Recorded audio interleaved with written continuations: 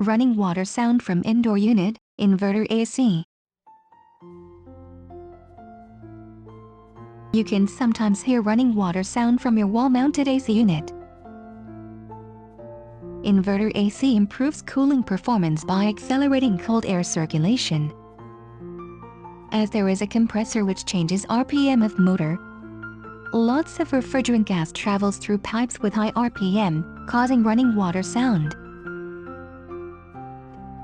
This is a sign of normal operation. Also, AC unit is designed not to have any failure caused by excessive amount of refrigerant flowing through the pipe. Running water noise from indoor unit decreases remarkably 1 hour after turning it on, and when room temperature is close to ideal temperature, the noise disappears. Thank you.